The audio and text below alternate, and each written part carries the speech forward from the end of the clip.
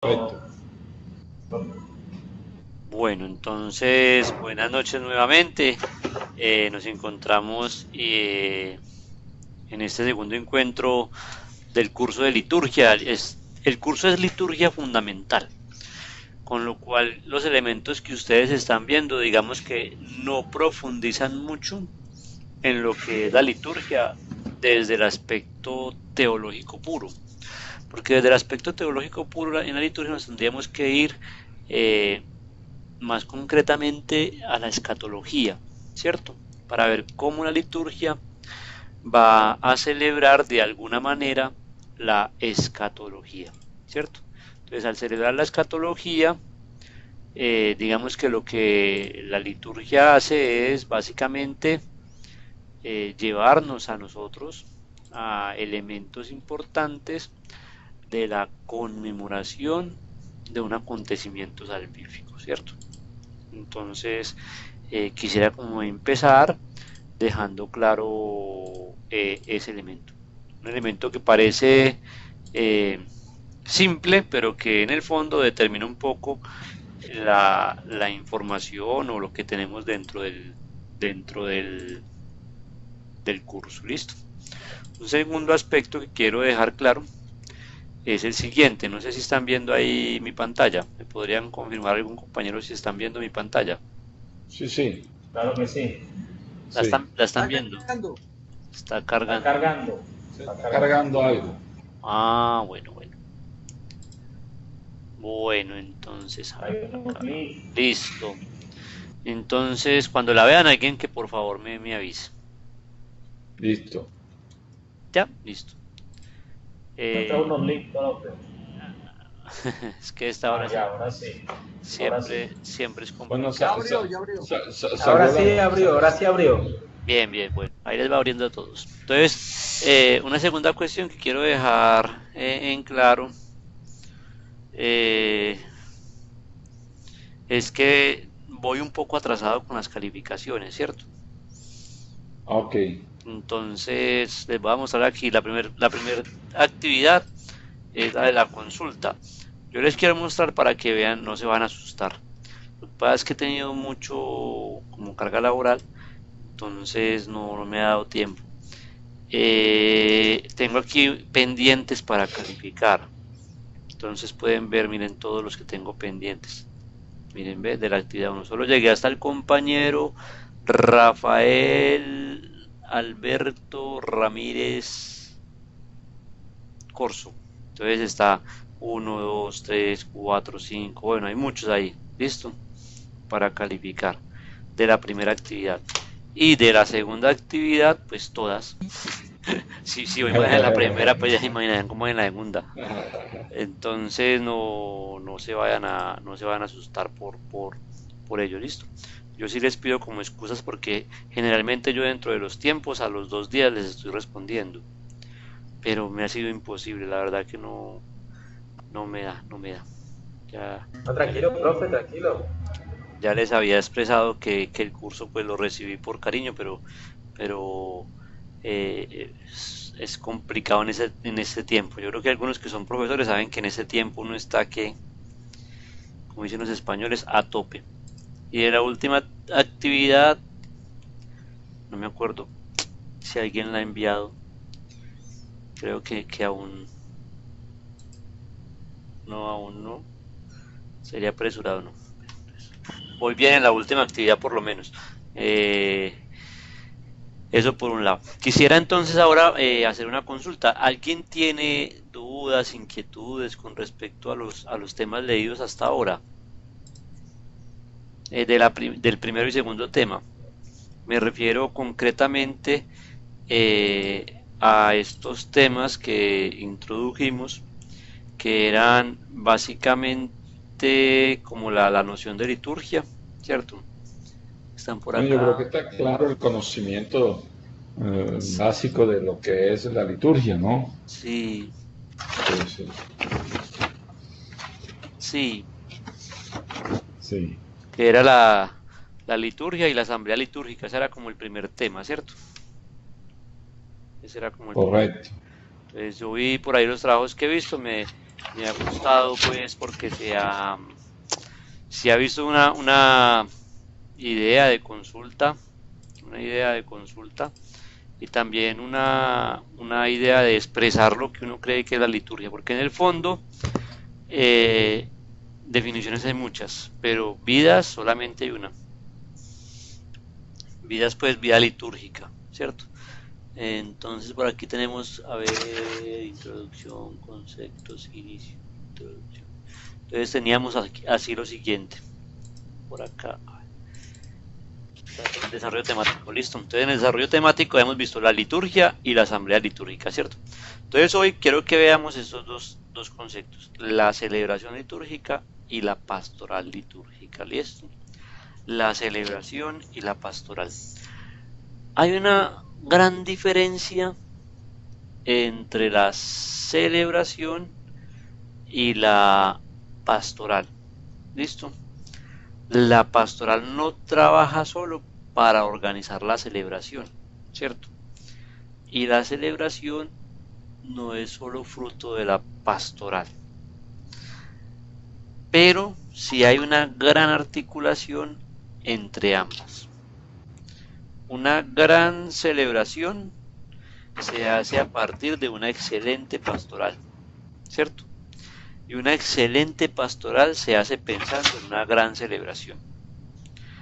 ¿Por qué hago esta salvedad? Porque recuerden que la liturgia es una unidad, no es una tela de retazos, no es un corte y pegue, no es una especie de acumular momentos y organizarlos para que queden lo mejor presentados posibles, porque la liturgia pareciera que fuera un acto social, ¿cierto? Que está organizado y determinado por unos temas, pero no, la liturgia es un acto religioso y como tal tiene dos elementos fundamentales. Por un lado, el componente religioso, ¿cierto? El componente religioso, y por otro, que sea verdaderamente un elemento social. No hay liturgia sin lo social, ¿cierto? No hay liturgia sin lo social. No hay liturgia sin las personas. De hecho, lo que hace que la iglesia esté viva es la comunidad. Es la comunidad. Si la comunidad está viva, pues la liturgia estará viva. Si la liturgia está muerta, opaca, quedada, pues la liturgia estará opaca, quedada, ¿cierto? Apaciguada de alguna manera. ¿Listo? Entonces veamos esos elementos. Vamos a ver esos elementos que les he dicho como al principio. Vamos a ver si esto presenta por aquí. Se quedó. Bueno, a ver, se quedó. La reseña de la universidad. Entonces, lo primero, la celebración litúrgica. La celebración lo que hace en el fondo es expresar lo que es la comunidad misma, ¿cierto? Eso es lo que hace la celebración. Recuerden que yo les decía en la clase pasada, ¿cómo vive un pueblo? Pues cómo celebra. Y les pregunté a ustedes qué celebraban allá, ¿cierto? Por ahí distinguimos como varios elementos. Entonces la celebración litúrgica es ese momento expresivo, simbólico y ritual de la liturgia. Momento expresivo, es decir, que ese momento tiene que decir algo. No es concebible una liturgia que no exprese algo, que no diga algo. Simbólico, es decir, toda liturgia tiene que tener unos símbolos. Nosotros en la Iglesia Católica tenemos unos en concretos. Algunos lo llamamos hasta sacramentales, que son que el agua, que el fuego, que la asignación de la cruz, que la bendición, bueno, hay una serie de símbolos que arrodillarnos, que sentarnos, que postrarnos, que inclinar la cabeza, que que levantar la mano. Bueno, hay una serie de símbolos. Y ritual quiere decir que hay unas cuestiones que se repiten, rituales que se repiten. Por eso la liturgia es tan reiterativa, tan repetitiva. Y esa celebración lo que hace es evocar una acción sagrada, ¿cierto? Que se realiza en Dios a través del Espíritu. Esta imagen que hay es como una imagen que profundiza eso. La liturgia en el fondo es ese acontecimiento único en el que el hombre celebra o expresa su fe a través de unos símbolos o por medio de unos símbolos en un acto litúrgico o en un rito litúrgico. Profe, ¿qué tipo de rito litúrgico? Pues ya pueden haber muchos, ¿cierto? Ya pueden haber muchos.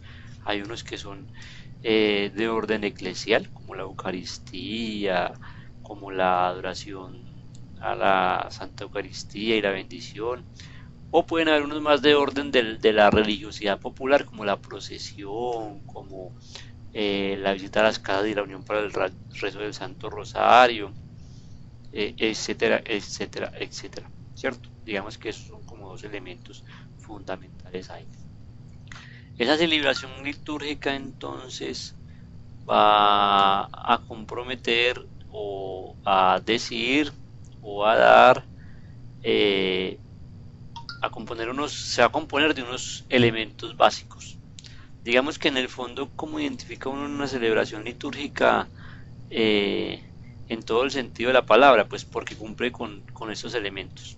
Si no cumple con alguno de esos elementos, no es una celebración litúrgica, es una unión de personas o de feligreses conmemorando una especie de ritual o de asunto o de novena, ¿cierto?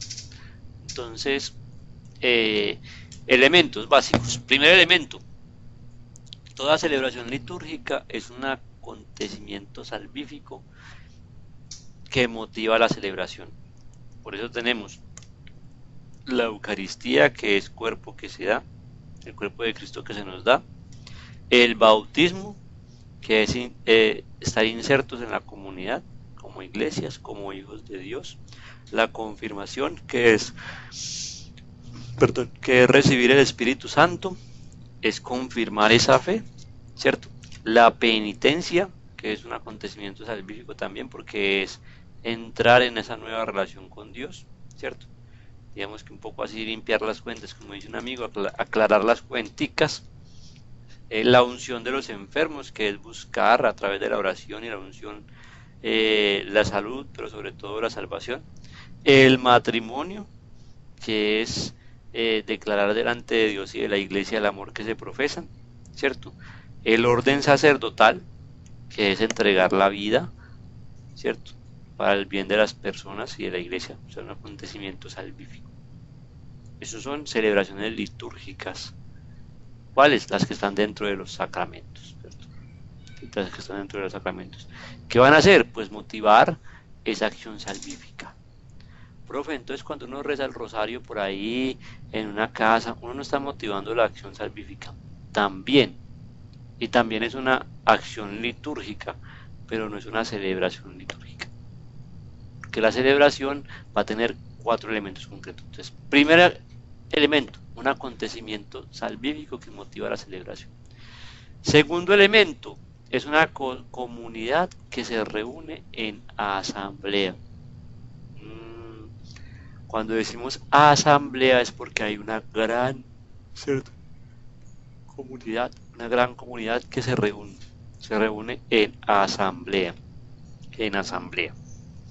La iglesia esto lo ha trabajado básicamente desde la liturgia de las horas, que es la oración de la iglesia, que yo creo que a ustedes ya se la han presentado y creo que la ven en esta preparación también, concretamente la liturgia de las horas.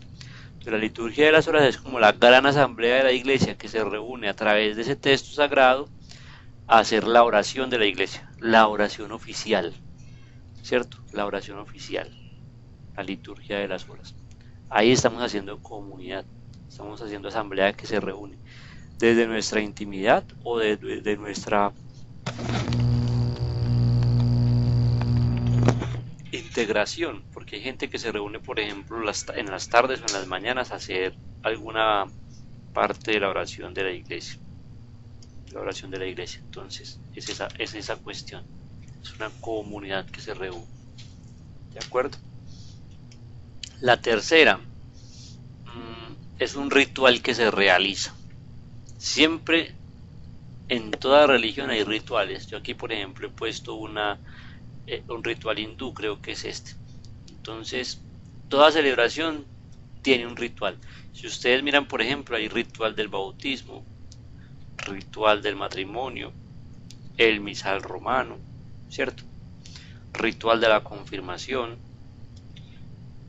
Había antiguamente unos rituales para la penitencia, cuando los sacerdotes no tenían como esa costumbre de aconsejar, sino que había una especie de moral orientada por la casuística. Había una especie como de ritual para la confesión. Eso lo llamaban una especie de sí, casuística. La persona llegaba y el padre se sacaba como una especie de libro y de acuerdo a la falta pues le imponía la penitencia.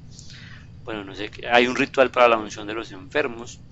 Es decir, todo acontecimiento litúrgico está determinado por unos elementos rituales, y todos esos rituales van a contener dentro de sí unos elementos esenciales para que el ritual se cumpla a cabalidad. Vamos a poner un ejemplo concreto. Por ejemplo, el ritual del bautismo esencialmente debe tener agua, ¿cierto? Agua, fundamental, agua. Y luego van a rodear una serie de elementos que lo van a complementar. Que el santo crisma, que la vela, que la vestidura blanca, que bañar al niño las 3 veces que se le dice en el nombre del Padre, del Hijo y del Espíritu Santo, etcétera, etcétera, etcétera, ¿cierto? Entonces, esa celebración litúrgica comprende un ritual. Por eso cuando decimos que vamos a rezar el rosario no es una acción litúrgica como tal, porque hay el ritual, no hay un ritual como tal, hay un orden para rezar el rosario, ¿cierto? Que primer misterio, que segundo misterio, que la casilla X, que la casilla Y, que aquí digo tal letanía, que aquí no. Entonces no hay como un ritual establecido, hay como un orden, ¿cierto? Pero sí hay un ritual para toda esta serie de elementos.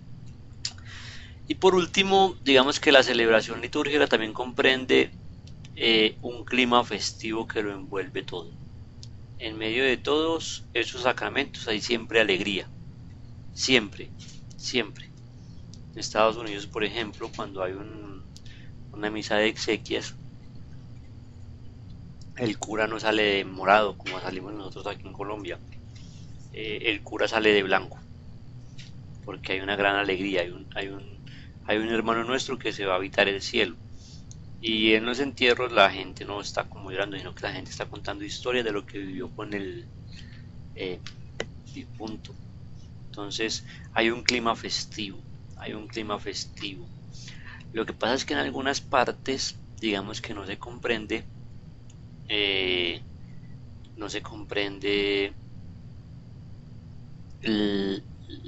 la muerte como con ese clima festivo.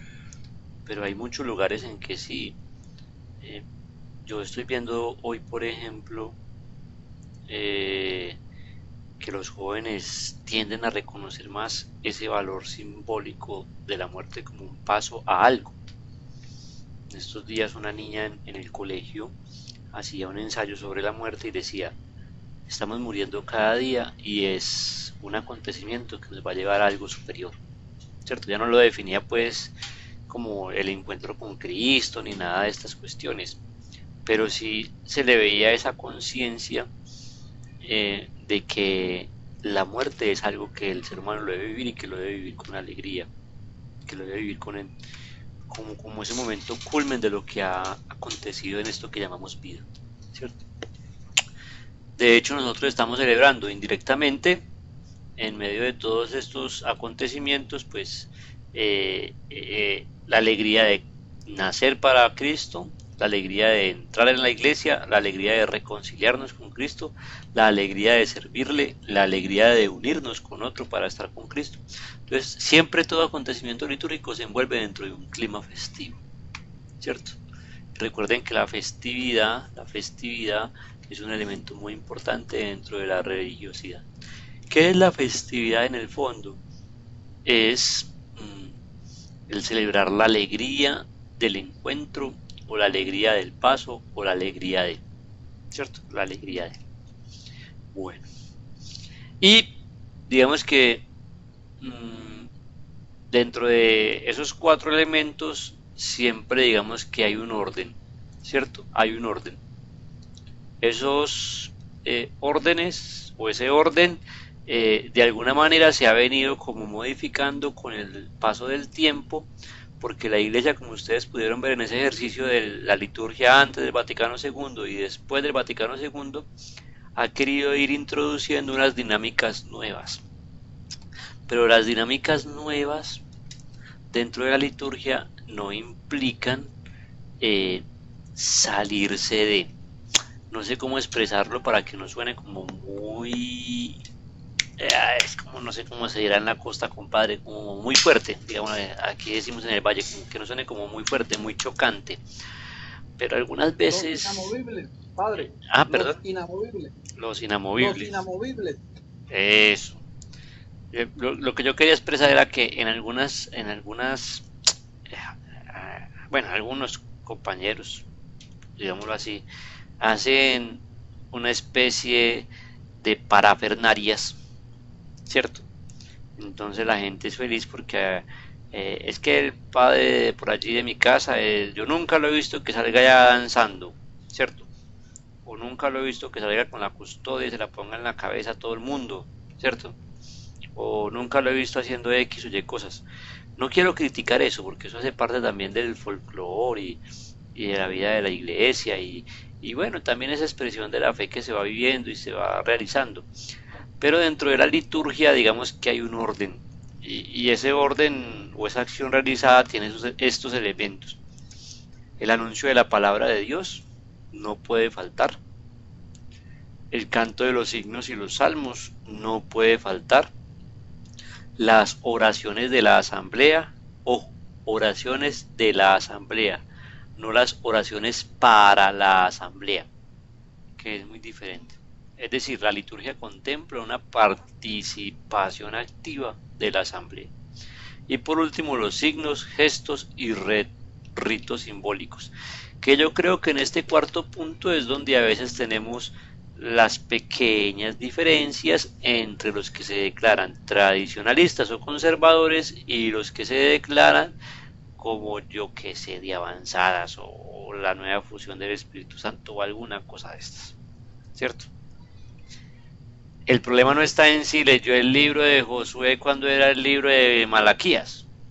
El problema no está si cantó el Salmo 38 cuando era el Salmo 42. El problema no está en que el padre habló y oró toda la misa y no, la gente solo escuchaba y se arrodillaba, y bueno. El problema está cuando los signos, gestos y ritos simbólicos los desvirtuamos, o los exageramos, o los acomodamos, o peor aún, los suprimimos, ¿cierto? Peor aún. Ahí yo creo que es donde está el problema de la liturgia en la iglesia actual, porque claro, a veces la gente va buscando más un show que una celebración litúrgica. En Medellín, por ejemplo, hay un padre que hace que es que una misa rock, creo que se llama así, o una misateca. Eso es famosísimo allá. Entonces eso se llena de peludos, como dicen en Medellín, y hacen una misateca, y el padre se le da con la guitarra, ¿va?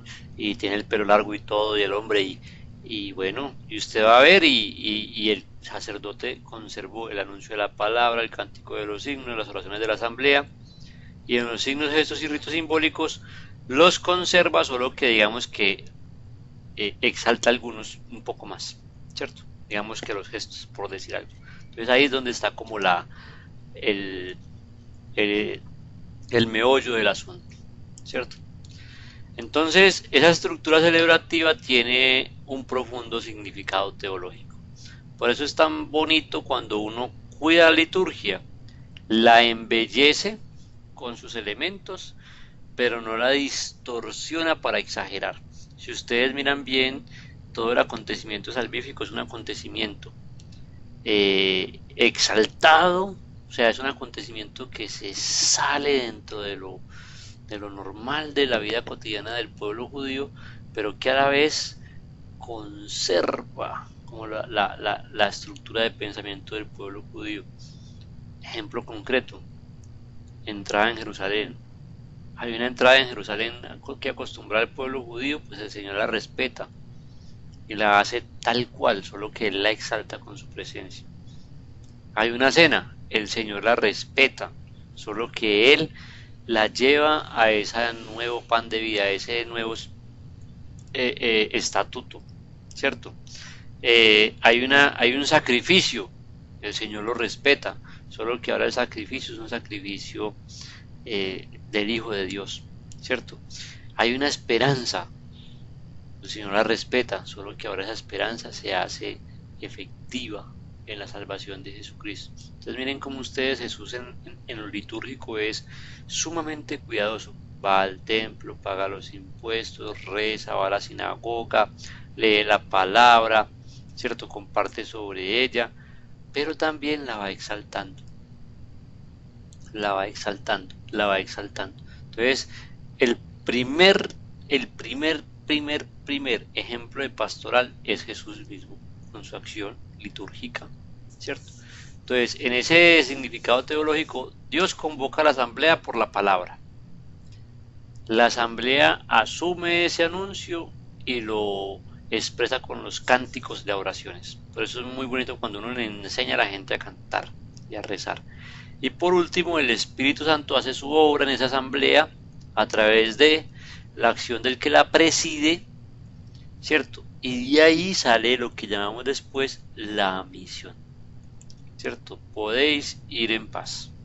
Es decir, ya hemos celebrado, ya hemos aprendido, ya nos hemos robustecido, ahora toca ir a hacer lo nuestro. La acción realizada pues construye sus elementos. No sé si hay alguna pregunta hasta ahí, algún comentario para que pasemos al segundo punto, que es la pastoral. ¿Algún elemento sobre la celebración? ¿Alguna inquietud? ¿Algún aporte? Sobre el orden, padre, profesor, sobre el orden.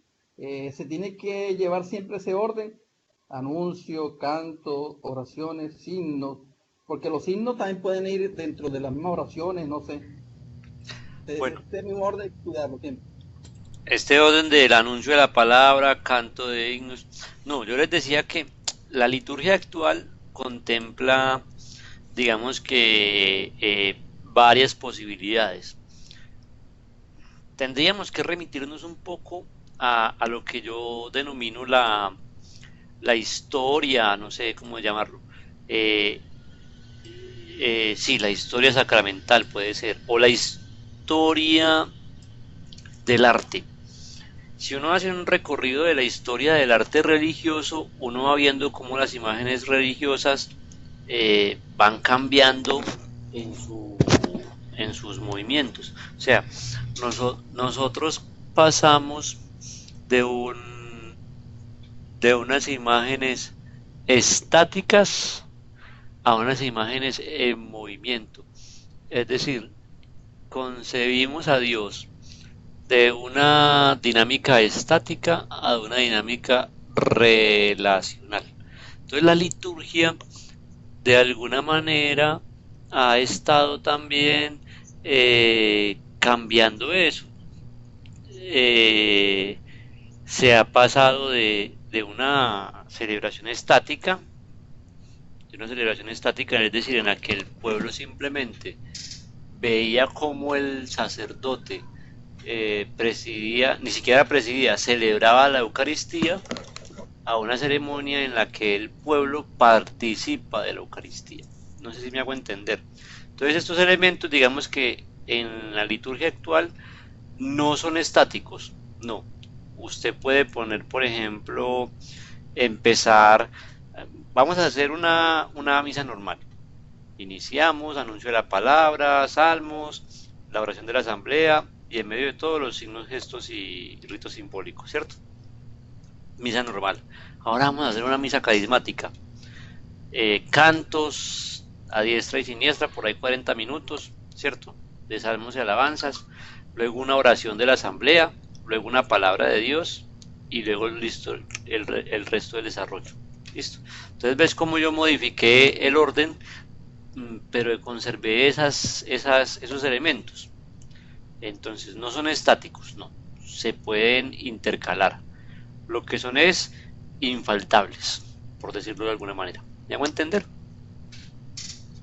Sí, sí, claro. Sí, queda claro. Ajá. Y entonces miren cómo la liturgia se ha venido enriqueciendo también con la historia. No es que la iglesia esté quedada en el tiempo, como mucha gente dice, ay, es que todavía lo mismo. No, si el que te dice eso es porque no conoce la historia eclesial, no conoce la historia de la liturgia, no conoce la historia de la espiritualidad, ¿no? Pues con perdón del que lo diga, pero el que diga que la iglesia es quedada y que no cambia, pues tiene un gran error histórico, no conoce, juzga sin conocer. Profesor, y hoy la iglesia, esta iglesia nuestra, tiene la obligación de entrar a resolver una falta que los liberales nuestros, los liberales de la historia reciente, nos inculcaron sobre la autonomía del hombre, sobre la liberalidad de sus decisiones. Y hoy en plena crisis de la familia y exacerbado ese odio entre clases, los líderes del mundo, los que hoy dirigen el mundo, y me refiero por ejemplo a Angela Merkel, sí, está diciendo de que se hace necesario que los gobernantes instemos para que el pueblo, los ciudadanos vuelvan a la iglesia, busquen a Dios para que renazca nuevamente en nuestros corazones el amor, la misericordia y el respeto, como única fórmula para salirle al corte a ese odio que lleva a extremos como el terrorismo. Al fin se dieron cuenta que esa clasificación que hicieron del mundo entre primer mundo o países desarrollados, segundo mundo, los países emergentes, y tercer mundo, aquellos que se estaban muriendo de hambre, para lo único que sirvió fue para anidar un odio de clases que hoy se vino en contra del primer mundo y los está aterrorizando. Les está diciendo, coman y beban de lo que nosotros comemos y bebemos en nuestros países. Le están llevando su odio a través del terrorismo a esas naciones. Entonces, la pregunta que yo me hice en ese momento es, bueno, ¿y ahora cómo va a reaccionar a la iglesia? Porque prácticamente le están diciendo, ábrale la puerta a la iglesia nuevamente en las escuelas y en la formación de nuestros hijos para que ellos puedan cambiar esta situación. El reto es grande y toca diseñar estrategias más acordes a esta población nuestra que está centrada en la tecnología, para que el mensaje de Dios llegue masivamente y podamos de todas maneras enseñarle a esos jóvenes que tenemos que amarnos los unos a los otros y que el tener el dinero no nos hace mejor o peores que otros, y que antes tenemos que utilizar ese dinero para ayudar a los que están más necesitados, los que están más fregados, para que así esas personas no se sientan excluidas y pueda cesar esa espiral de odio y de terrorismo que está sacudiendo al mundo. Ya no hayan cómo hacer, armaron sus ejércitos de defensa, equipos especializados contra terrorismo, pero se han dado cuenta que hoy una persona con un cuchillo es un terrorista, que se infiltra en un sitio lleno de gente y comienza a matar a todo el que le pase al lado, así lo maten a él. Entonces, fíjese el tremendo reto cuando una de las mujeres o la mujer más poderosa del mundo se atreve a pedir ayuda, y ella que es hija de protestantes. Bueno, pues es una tremenda señal. Para responder a esa pregunta tendríamos que conocer la historia de Alemania, ¿cierto? No sé si has leído algo al respecto. Entonces, Alemania, por ejemplo, es un país que está construido sobre una base religiosa muy sólida, sea cristiano-católica o sea protestante, ¿cierto? Ha habido una gran división porque allí el protestantismo tiene unas bases muy fuertes, porque allí sí hay protestantismo, no como en nosotros, que en nosotros hay sectarismo, que es más dañino.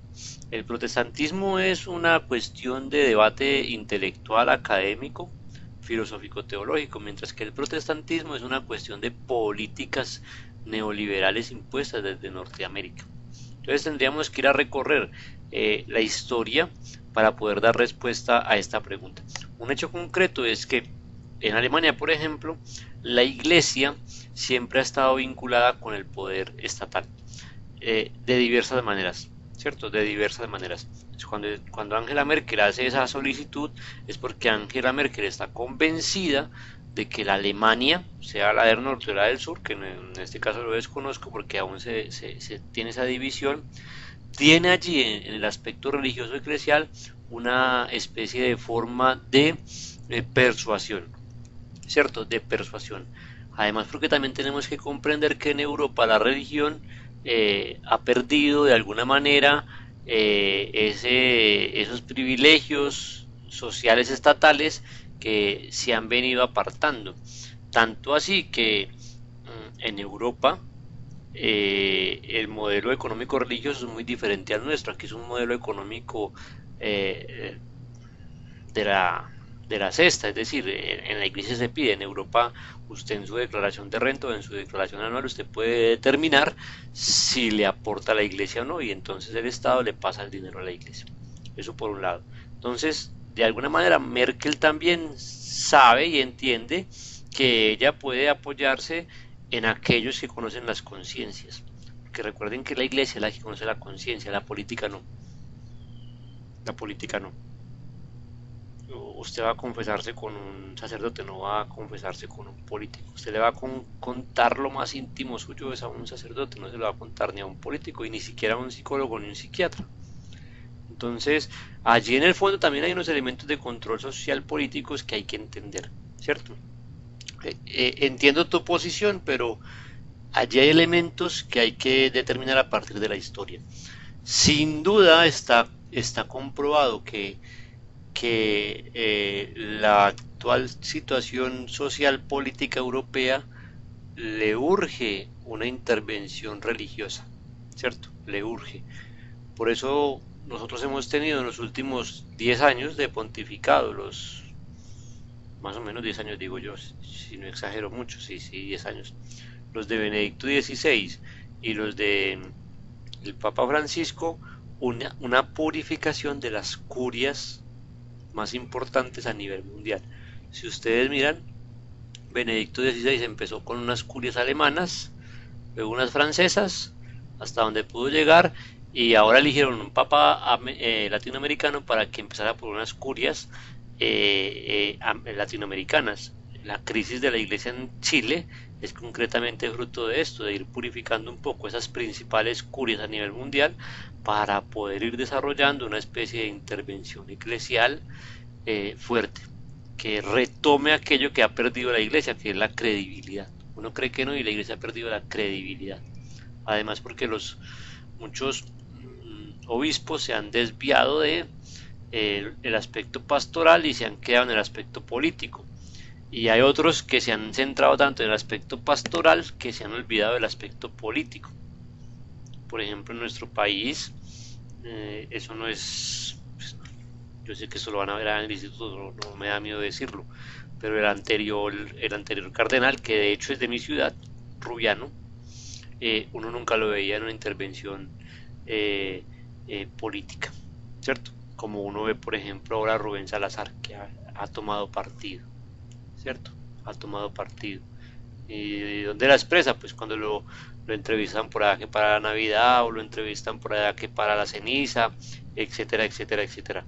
Hoy nada más en el periódico El Tiempo sale un apunte que dice: el presidente Duque reduce el gimnasio o o suprime el gimnasio de la Casa de Nariño para construir una capilla.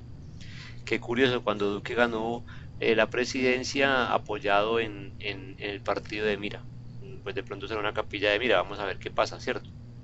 Ahí no expresa la noticia. Pero uno tiene que ser muy cuidadoso en este sentido, porque la liturgia en el fondo también va a tener unos aspectos que va a marcar la vida social. Y la vida social en el fondo es la expresión religioso-política de una comunidad, ¿cierto? ¿Me hago entender, compañero?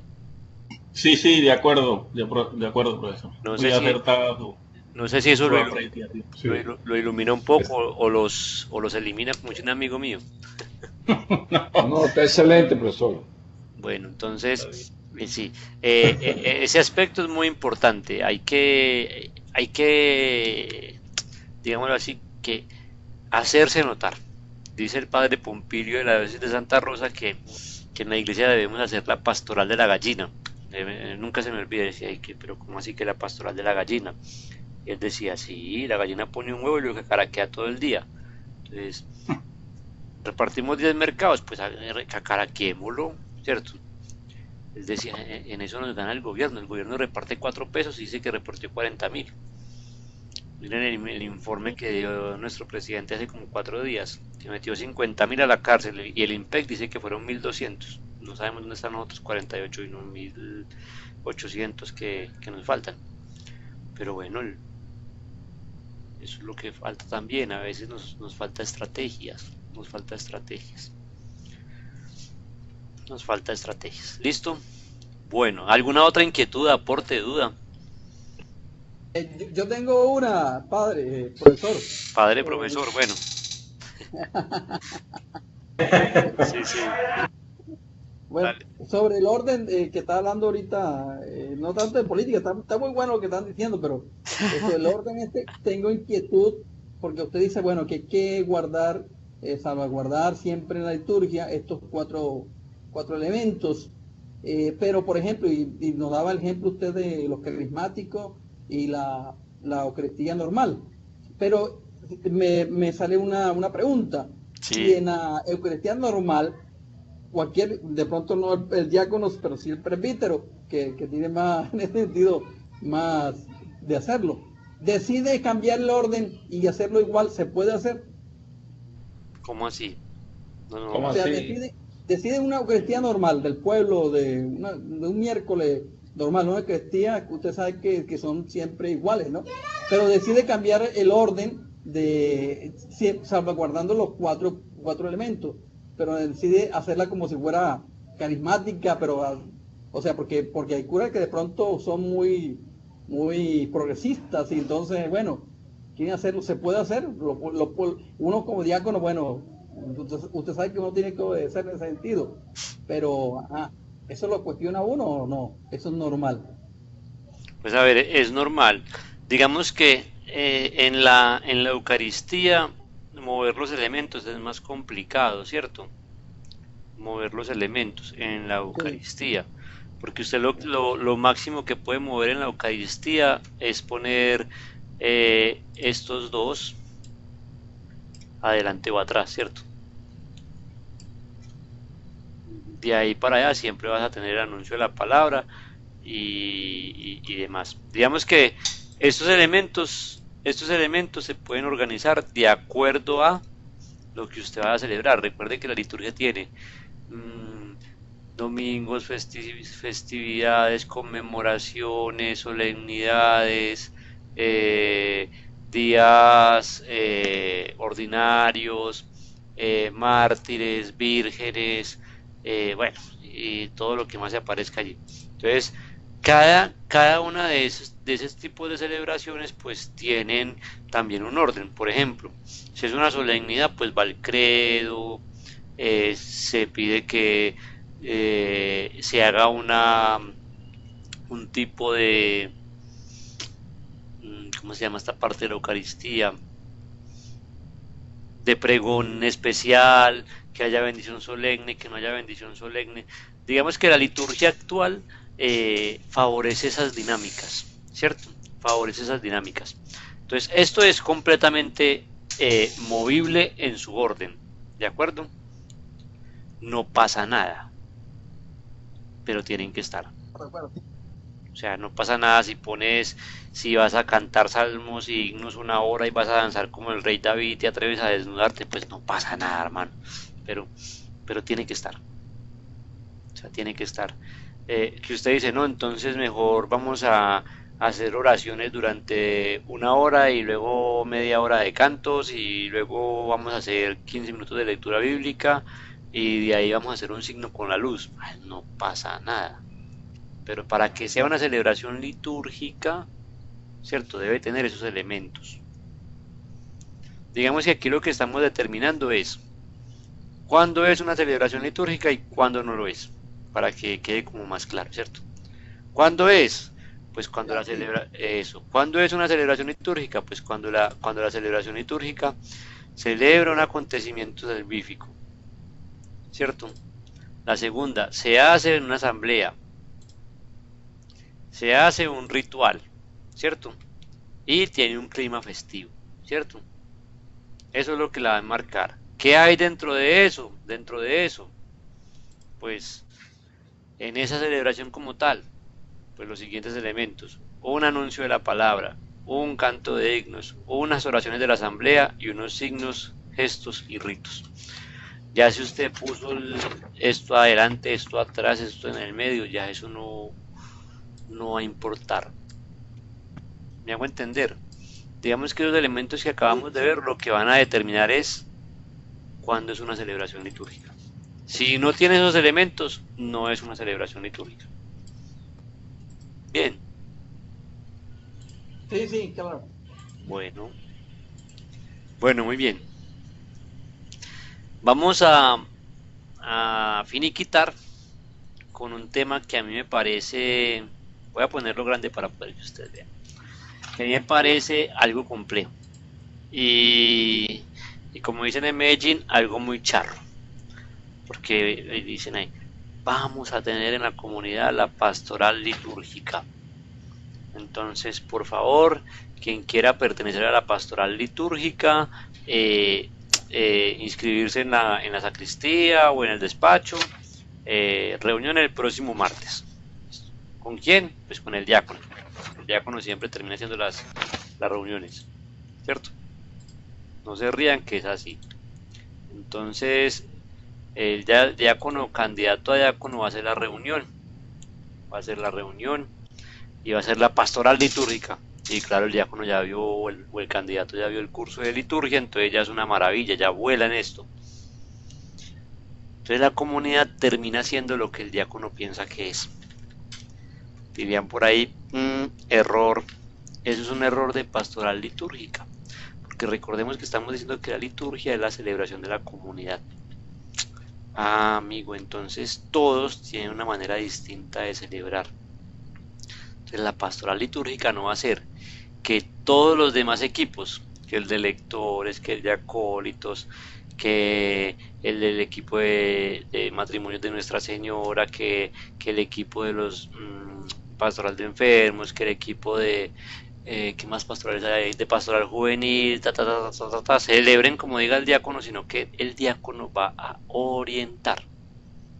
Señor, si cambia el colorcito a este muñequito, orientar, direccionar cómo es que deben celebrar ellos su fe dentro de esos 4 elementos que vimos. Entonces, por ejemplo, vamos a hacer pastorales acá. Estos primeros son los de la pastoral litúrgica. Entonces se van a reunir. ¿Qué tendría que hacer el diácono? Pues decirle, mira muchachos, la liturgia contempla esto, cuando es una acción litúrgica. Entonces, como ustedes van a tener el componente de la palabra de Dios, pues cuiden de él, ¿cierto? Entonces le va a dar pistas a ese grupo de pastoral de lectores para que la lectura en cualquier tipo de celebración que tenga la comunidad sea enriquecida. Entonces ya les va a decir, ustedes pueden aprender a cantar un salmo, ustedes pueden aprender a hacer ejercicios de vocalización, ustedes pueden hacer que la entrada al momento de la palabra no sea tan simple como que el padre se sienta y ya sale por allá Pepito corriendo a leer antes, porque la gente no se puede distraer, ¿cierto? Todos esos elementos. Siguiente equipo. Este va a ser el equipo de, yo que sé, pastoral juvenil. Entonces los jóvenes tienen mucha alegría porque los jóvenes desbordan en alegría, ¿cierto? Sobre todo si tienen internet. Entonces usted le va a enseñar a los jóvenes cómo van a hacer que esa energía que ellos tienen, esas ganas, la vinculen a las celebraciones. Entonces usted dice, no, pues qué bueno, por ejemplo, que los jóvenes nos colaboren con su alegría, además saben danzar, en hacer una ofrenda, en una procesión de ofrendas en la que ellos dancen para el Señor, que eso es escasísimo. Yo he visto eso en mi vida eclesial por ahí 2 veces. Y eso es una maravilla, que salgan la gente danzando, a danzar para el Señor. Eso casi no se ve, lo he visto por ahí 2 veces.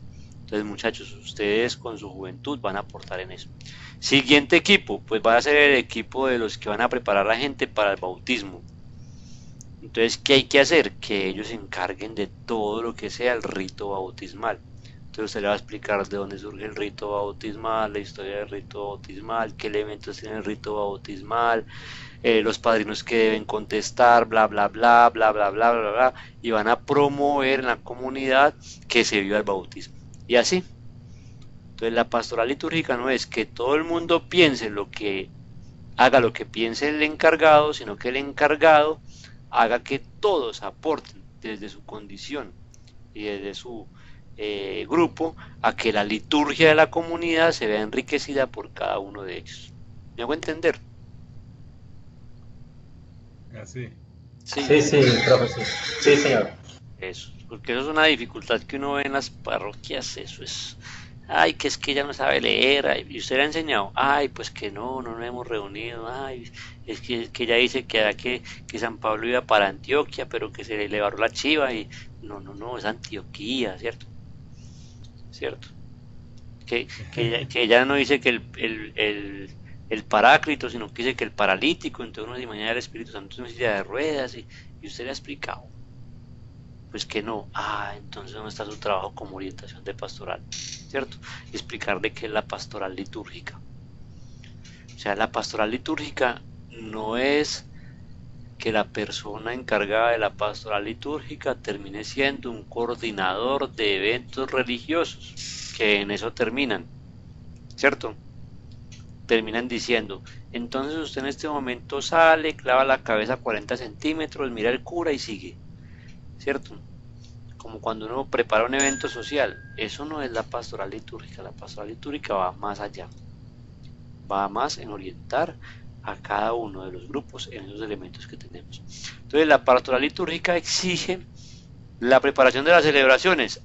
Miren, ya preparamos aquí varias indirectamente. La realización de las celebraciones. Miren, podemos hacer que cada uno de ellos esté presente siempre en alguna de nuestras grandes celebraciones para realizarlas.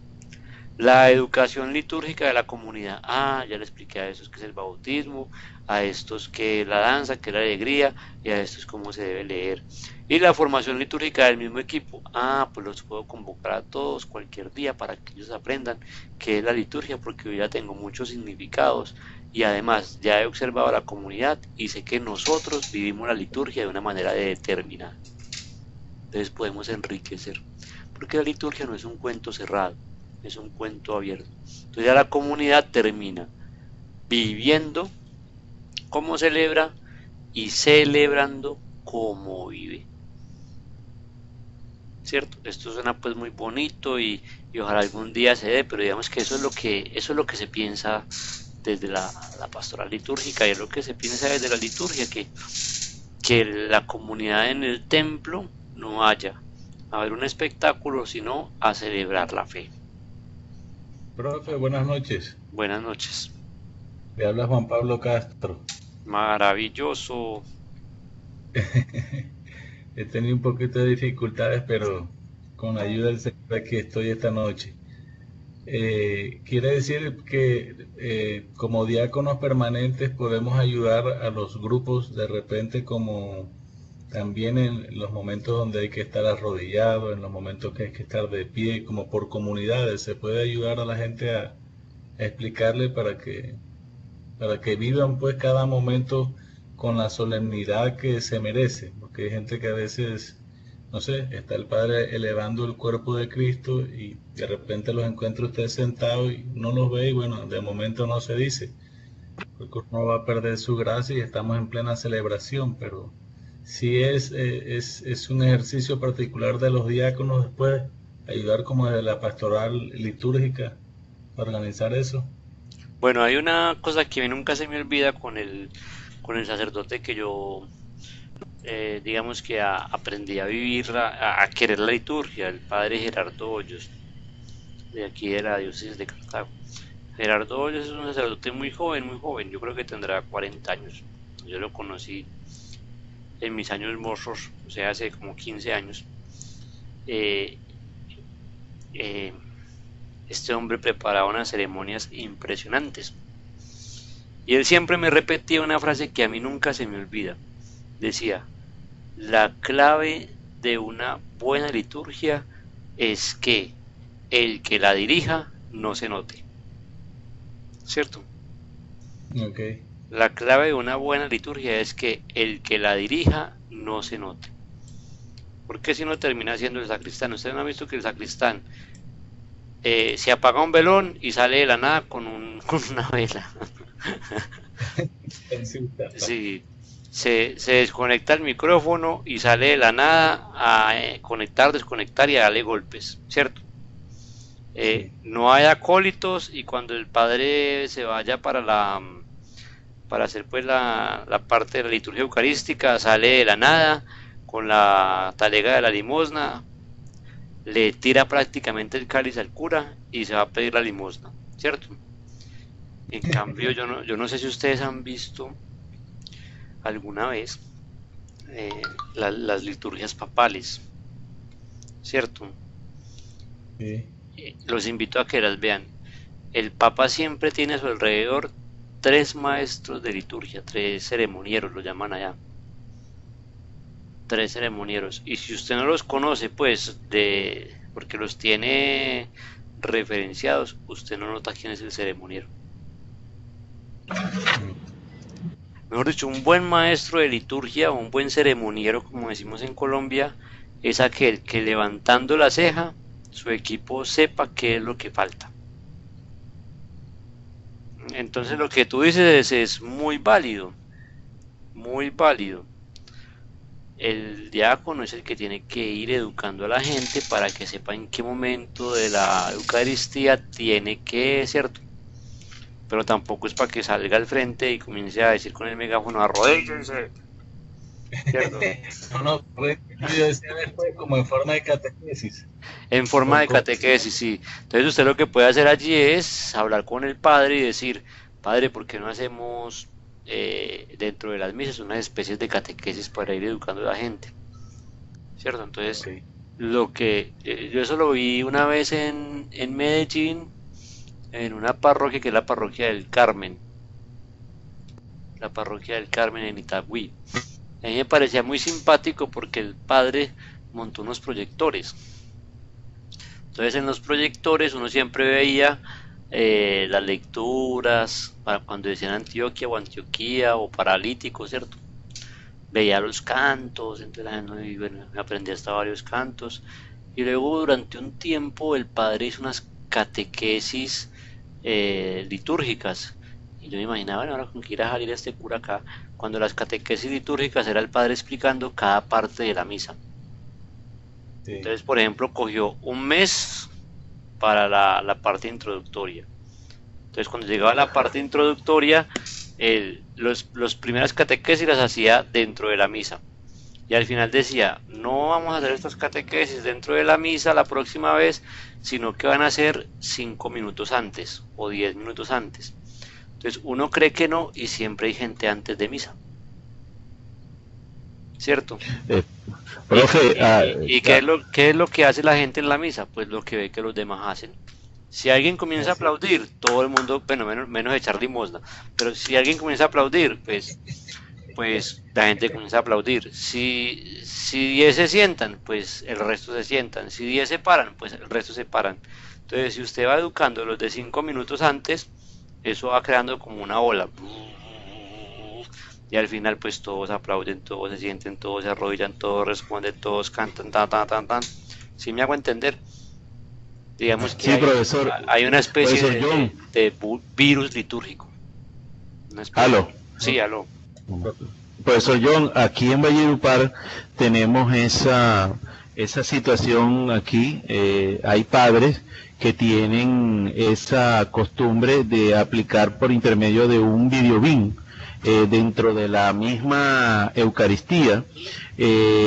Proyectan los cantos para que la gente vaya como guiándose por el momento en que va el canto, y eso tiene un efecto de concentración y evita de que la persona esté pendiente de otra cosa dentro de la celebración litúrgica, ¿ya? Entonces lo mantiene a la persona concentrada de qué, por dónde va, cómo va y en qué forma se está celebrando la Eucaristía, ¿ya? Eso tiene su doble gancho, por decirlo así.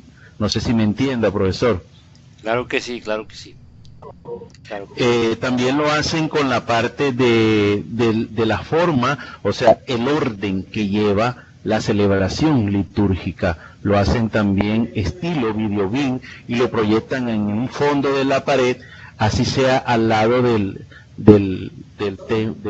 la mesa de sacrificio, ¿me entiende? Para que las personas estén pendientes de qué es el momento que se está celebrando y las mantiene siempre, como por decirlo así, a tono, concentrada.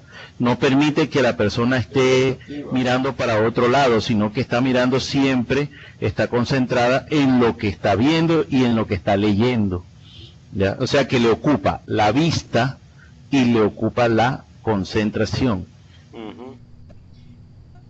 Exactamente. Entonces, para eso pues ya hay unos estudios más profundos, inclusive hay unos estudios que ustedes podrían ver ya por gusto propio si quieren meterse en este bonito proyecto de la pastoral litúrgica, y es, por ejemplo, la psicología de los colores, los tipos de fuente. Exacto, sí, ¿cierto? señor. Los tipos de fuente.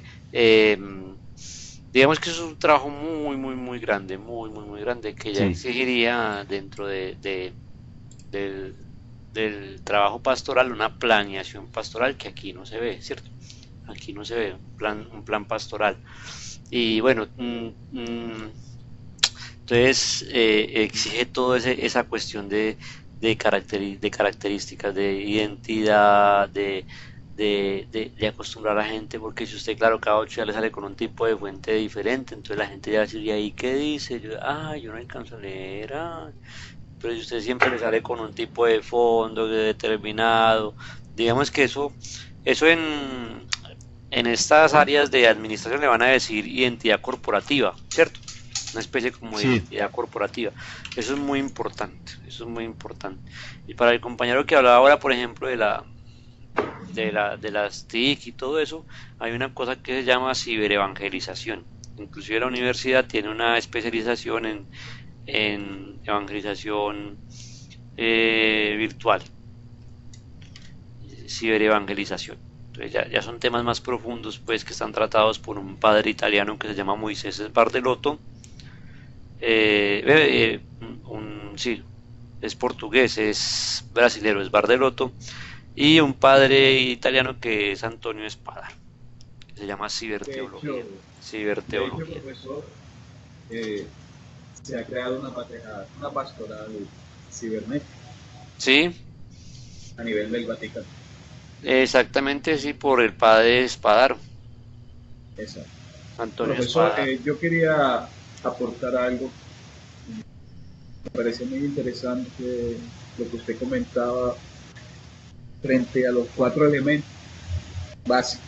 Sí, La verdad que con el tiempo se viene viendo más las Eucaristías como un espectáculo, que creo que fue la palabra que usted estuvo buscando hace un rato cuando hizo la intervención de este tema.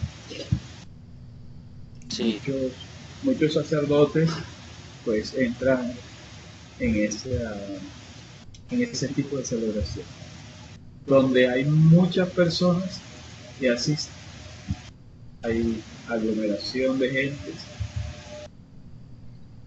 y pues el Papa Francisco lo que ha dicho es que pues no importa, lo importante es que alguien llegue, ¿no? De pronto algunos se salvan.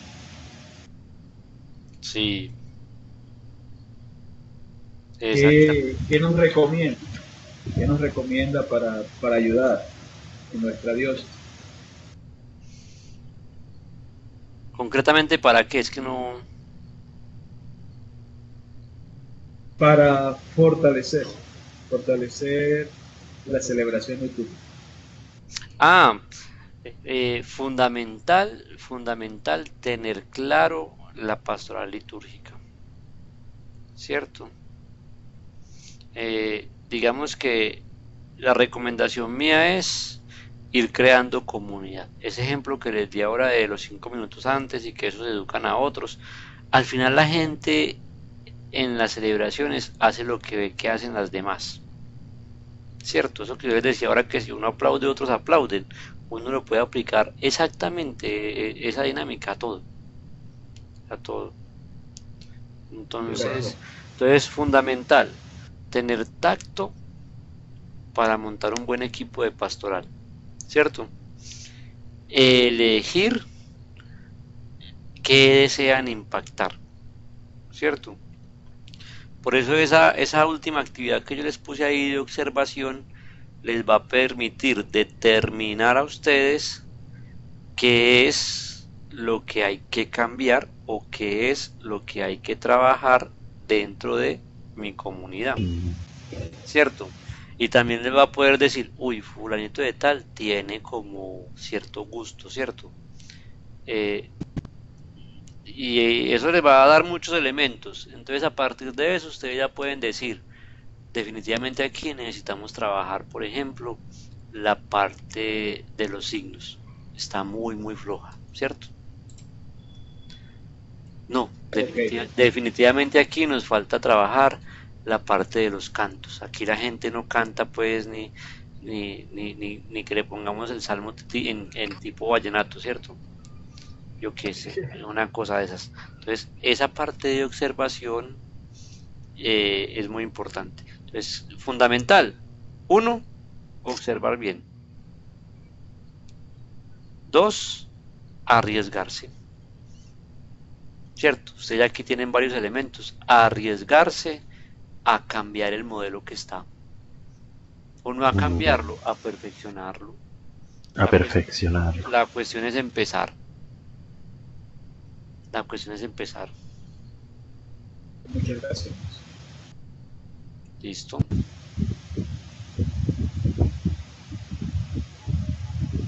¿Alguna otra pregunta? Eso está muy bien, profe. Ah, bueno. Pues nada, entonces yo quiero ir cerrando. Yo no pensé que iba a hablar tanto. Yo dije, no, pues con lo que preparé hablaré 10 minutos. Pero bueno, ya hablamos hasta de Merkel acá.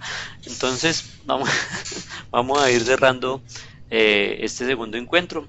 Digamos que también es el último de este curso. Yo les pido estar muy atentos a las fechas. Reitero, recuerden que es la fecha que dice en la guía de actividades. Les prometo que después del sábado estaré calificando trabajos. Si hay alguno para mejorar, completar, no se preocupen, con mucho gusto yo les avisaré.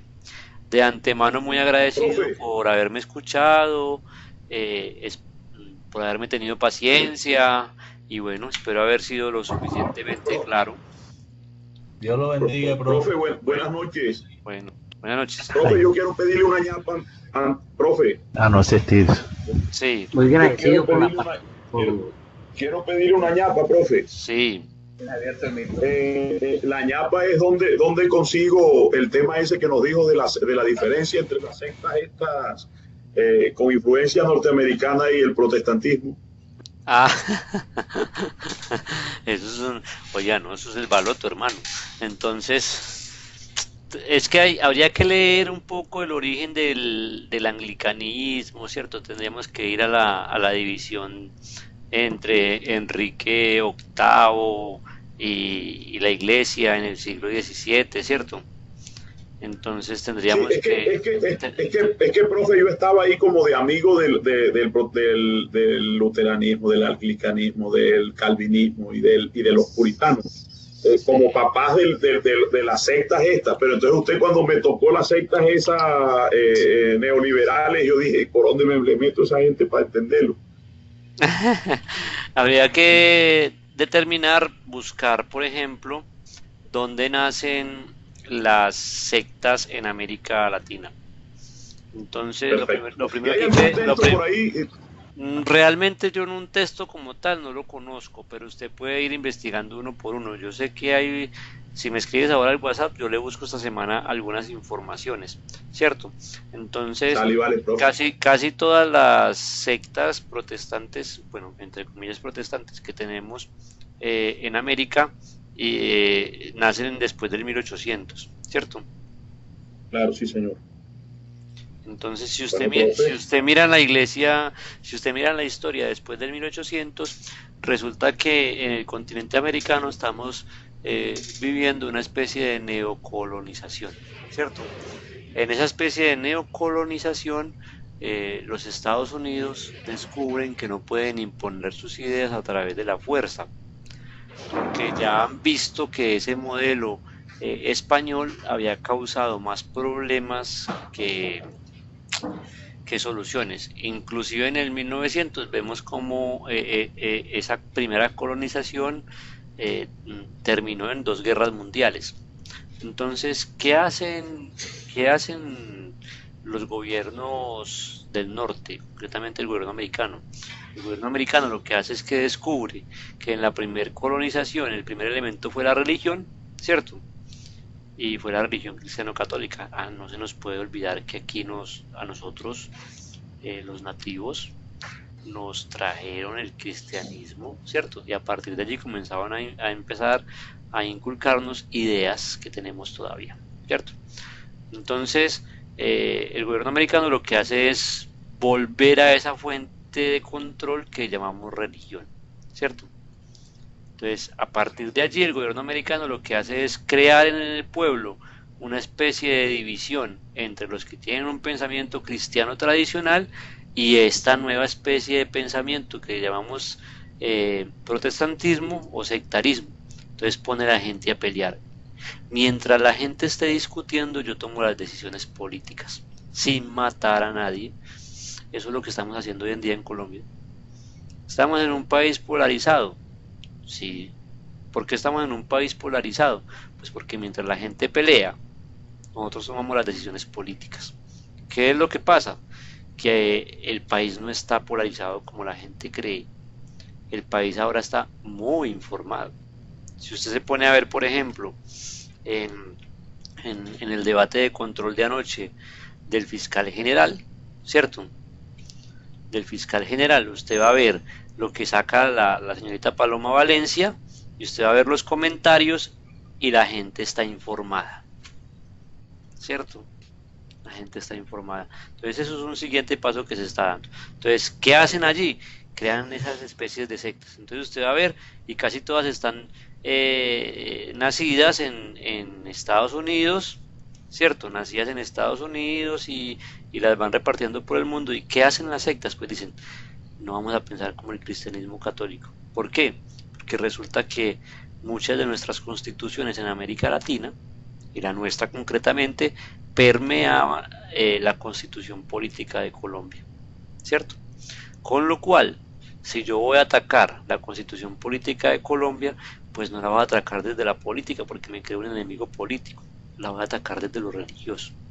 Entonces ya voy a decir, pero ¿por qué los curas se meten en la educación? ¿Pero por qué los curas piensan en yo no sé qué? ¿Pero por qué? Entonces hay una especie de salto y entonces aparece esa cuarta papeleta en el 91 y nos obliga a hacer la nueva constitución. ¿Y qué va a decir la constitución? Pues Colombia es un estado laico, con lo cual entran todas esas sectas a Colombia a partir de 1991. Y así va a ser en Brasil, en Argentina, en Chile, ¿cierto? Excepto en Ecuador, creo que es en Ecuador, que todavía allí la constitución es una constitución más de orden, digámoslo así, indígena, y habla ya no de religión, sino de la Pachamama. Entonces, hermano, textos para eso tendrías que leer por lo menos 10 años.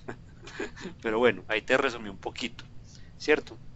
Listo, profe, pero empezamos. Yo le escribo al WhatsApp y me auxilia para empezar. Pues sí, dale, de una. Sí, ¿Te interesa? Sí, yo le escribo, le agradezco mucho, profe. Sería una ñapa interesante. Bueno, pues nada. Pues nada, mis hermanos, espero haber sido profesor, claro, muchas gracias. que hayan aprendido alguito, por lo menos a echar en la bendición. Y nada, Gracias, profe. a trabajar. Un abrazo, pues. Muchas gracias, profesor. Bueno, Muchas gracias, hasta luego. profesor. gracias, profesor. Pues, Muchas gracias. Muchas gracias. Dios me lo bendiga. amén, Dios lo adiós. guarde, profe. Buena noche. Bueno, que tengan buena Bendiciones noche. a todos, hermanos. Adiós, adiós. Feliz noche. Bueno, que tengan una feliz noche. Todos buenas noches. Bueno, feliz noche a todos también.